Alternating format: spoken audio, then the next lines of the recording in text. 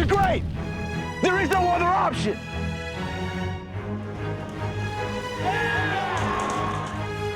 And your NCAA champion, We're going back to Omaha! Play a high level of basketball and a game that's fun to watch. We are a team, capital letters, team. He's now called national champion, which is really neat. Now we make it happen out there. Let's finish this thing on the field.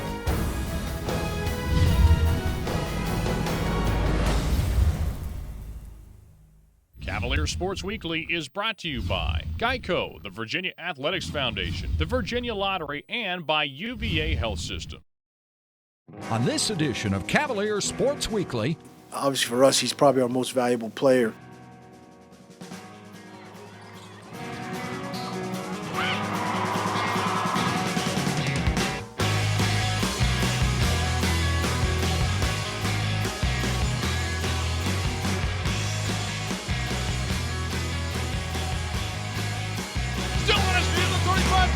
To the 20, 15, 10, 5, touchdown! Welcome to Cavalier Sports Weekly. I'm Max Milien, number 36 on the football team. Coming up on today's show, we'll preview our game against Duke. But first, let's take a look at a great victory at Maryland. Hey, Corey, where you at, Corey? I tell you what, man, that was one of the best deals I heard all year. No pain is what he's talking about, all right? No pain, let's get him, pain. Kickoff on the way as this one will be sent high in the air. It's going to be fielded at the 5 by Khalid Shepard. He's on the far hash mark left, takes it up with a big seam to run to across the 30, 35, 40, still running across the 45. He's to midfield tackle in Maryland territory, all the way to the 48. One man behind him, 2 tight ends in the game. Phillips comes in motion to the near side right. Handoff comes to Jones. Jones tries the right side, weaves his way through defenders, still on his feet at the 35-30. He's to the 20, 15, 10, 5, touchdown! 47 yards to the end zone. It was a big play for the whole offense. I started to the outside.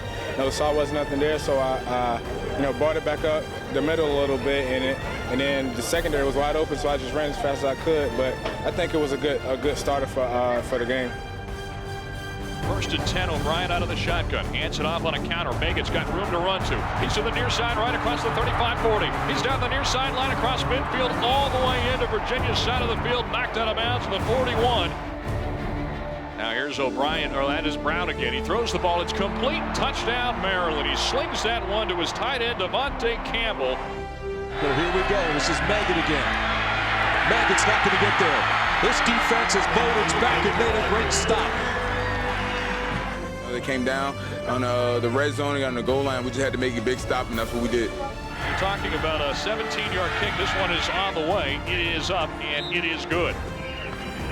Rocco's out of the shotgun.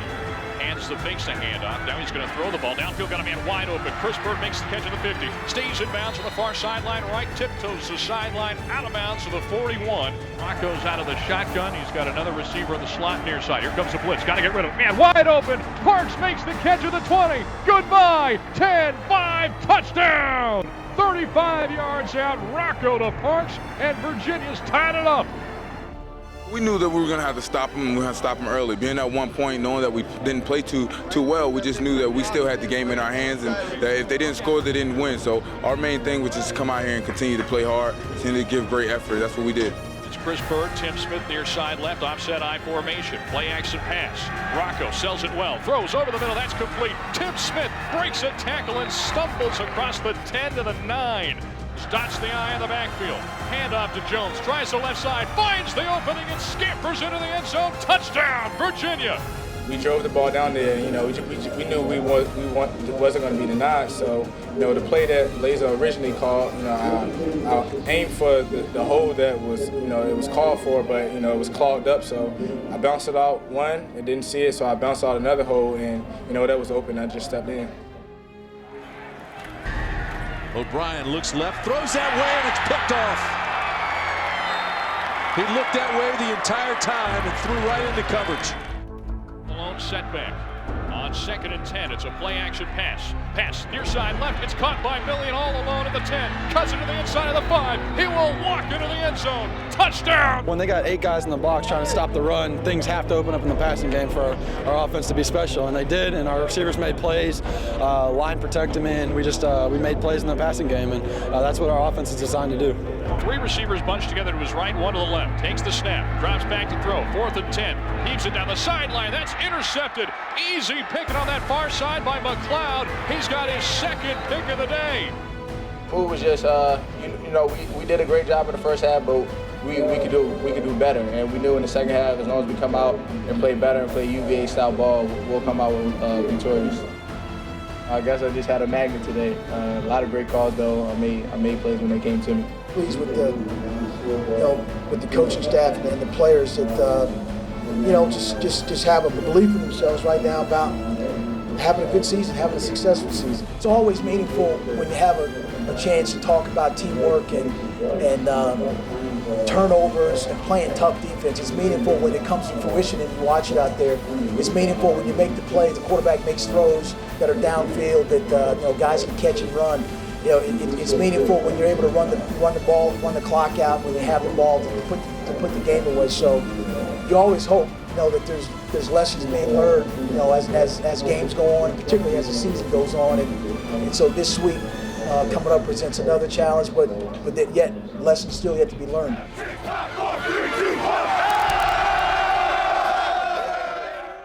To watch video highlights and Coach London's press conference after every Virginia football game, visit VirginiaSportsTV.com on Saturday night. VirginiaSportsTV.com is your home for free on-demand video content of every Cavalier team. This portion of Cavalier Sports Weekly is brought to you by Geico. 15 minutes could save you 15% or more on car insurance. Welcome back to Cavalier Sports Weekly. We face another tough ACC opponent this week when Duke travels to Scott Stadium. Here's a preview of Saturday's game. Let's go inside and look at the Duke Blue Devils scouting report.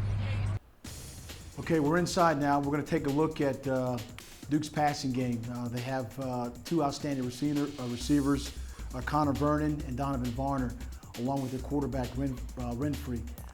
They are 3rd in the ACC in passing. They have a prolific passing attack. Both these wide receivers are ranked somewhere in the upper echelon of the receivers in the ACC. So let's take a look at them. Okay, what we'll see here on this first play, we see Vernon in a play-action pass that shows kind of the speed and the way he tracks the ball. He does a fantastic job here of separating from the defender. There's Renfrey is the quarterback, play-action pass fake. He just throws it up.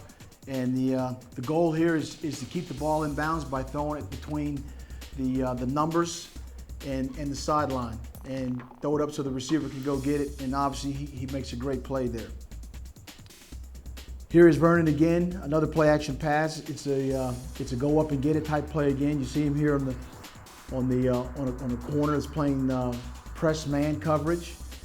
Again, what it shows here is it shows his athleticism. It shows the touch that the quarterback has of just throwing the ball up. You look at the body control of Vernon staying in bounds, getting 1 foot in bounds there, and coming down with the football.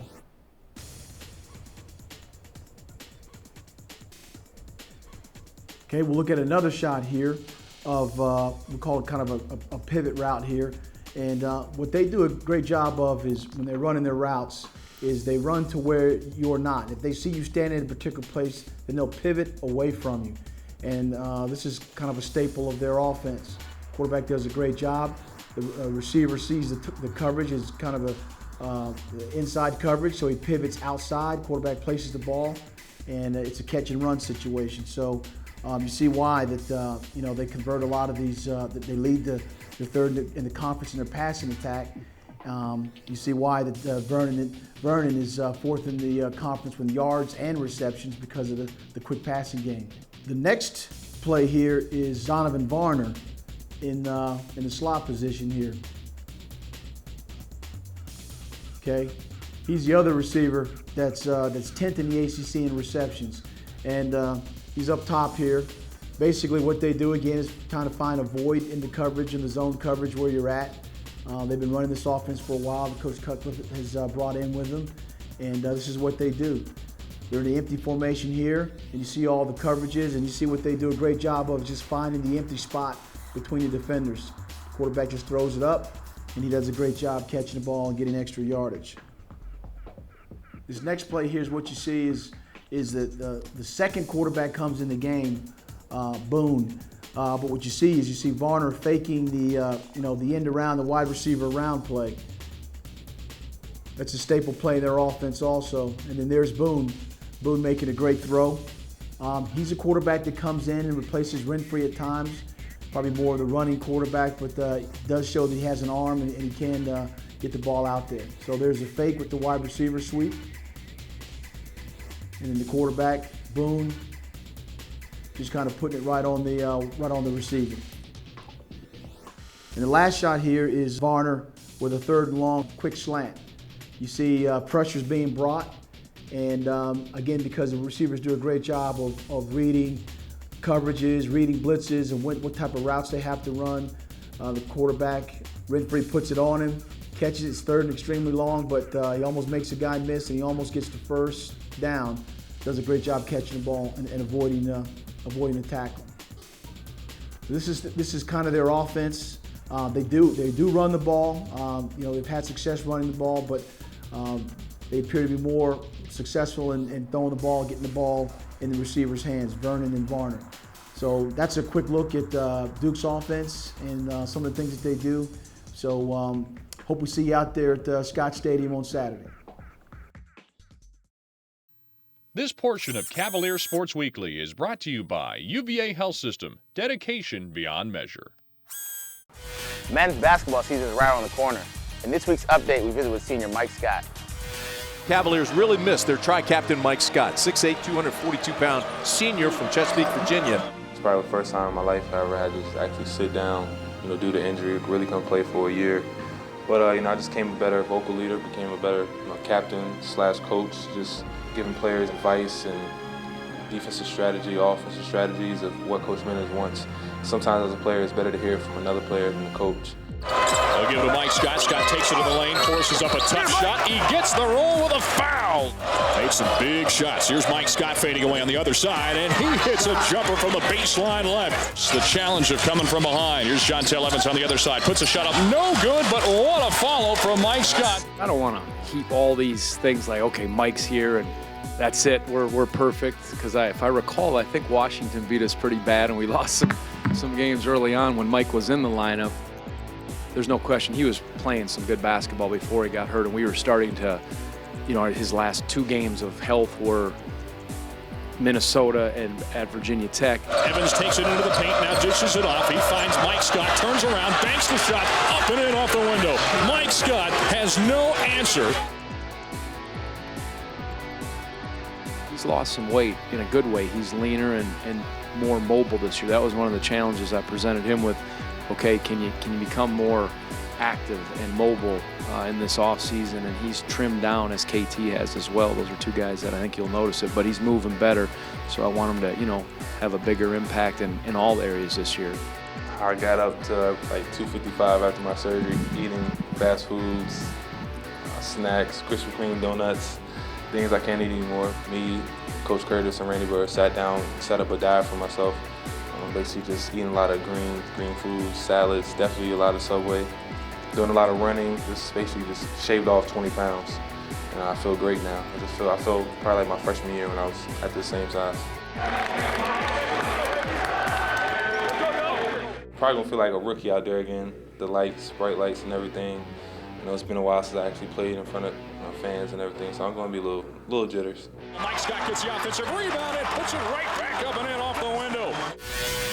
Women's basketball began their season with the exhibition win over Alaska Anchorage. Let's take a look at some of the highlights.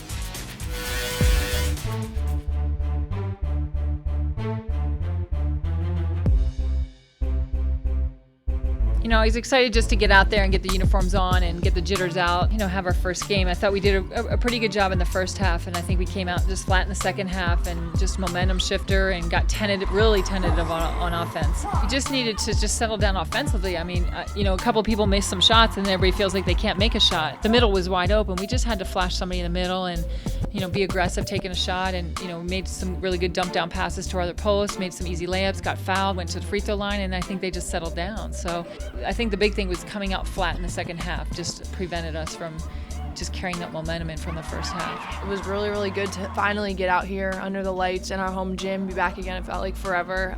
We've been really excited to kind of show off what we've been working on, which is, you know, a lot of new stuff. And I was challenged to be more aggressive, you know, after our scrimmage and just these past couple weeks in practice. And so I like to get out and run, and, you know, I was connecting, guards were connecting with me and making good eye contact. So transition was flowing, and then, you know, that second half, that middle was wide open. And once I kind of realized that, once we all kind of realized that, it made it a lot easier for me in the middle to have open looks. And then when I didn't, to dump off down to the post or if the guards were down there.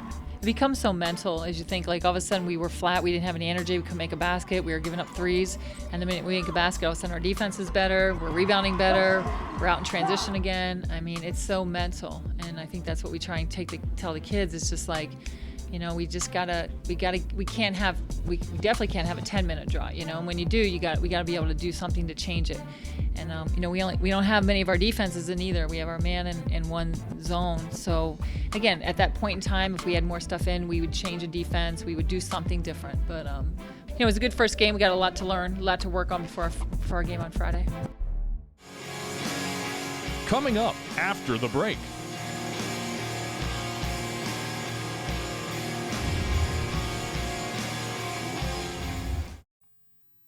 This portion of Cavalier Sports Weekly is brought to you by the Virginia Athletics Foundation. You are the foundation. Now let's check out some soccer highlights from our men's and women's team.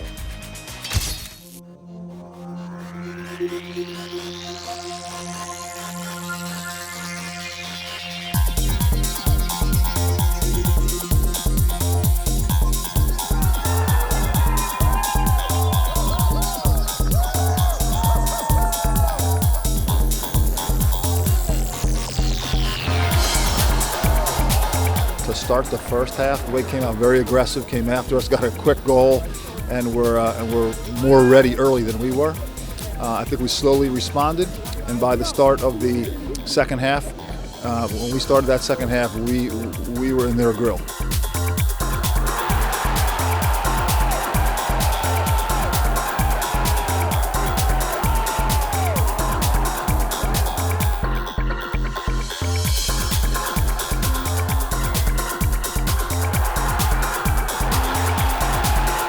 He was throwing his body around, tackling, defending, chasing. That's Brian Ownby at 100%. And if we can keep him going like that in the postseason, good things will happen.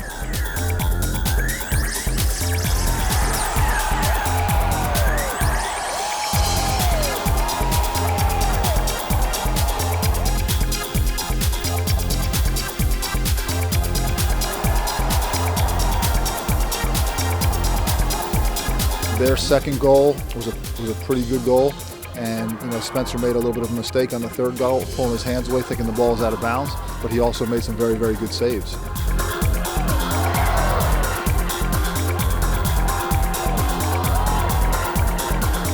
You know, it's been that kind of year for us, and so we don't really waver too much with adversity, to be honest with you, because we've had a lot of it with injuries and a ton of other things, so I think we stayed pretty focused.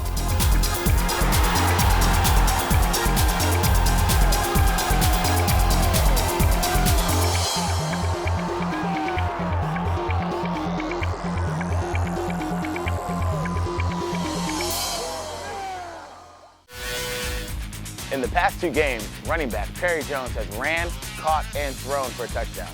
So we caught up with the junior tailback. Handoff comes to Jones. Jones tries the right side, weaves his way through defenders, still on his feet at the 35-30. He's to the 20, 15, 10, 5, touchdown! 47 yards to the end zone. In practice, he'll be the scout team punt returner or kickoff returner because he wants to give the good look.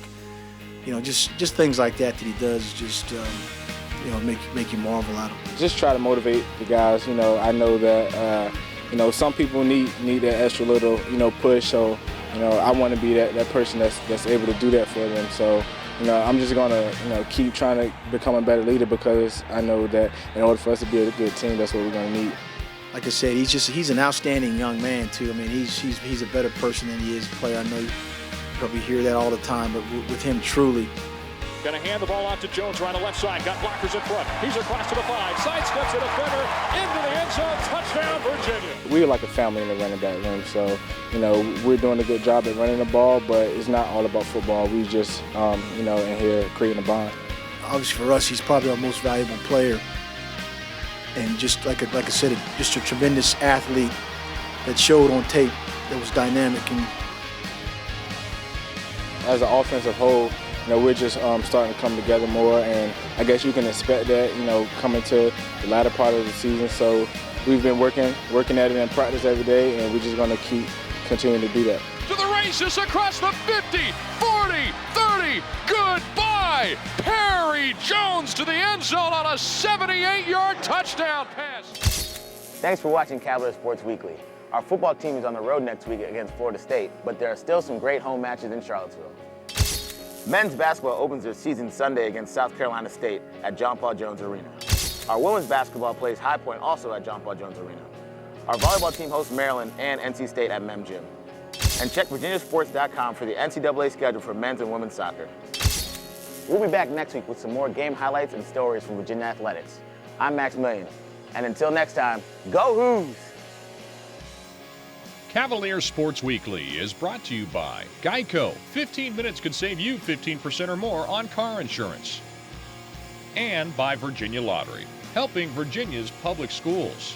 And by the UVA Health System, dedication beyond measure.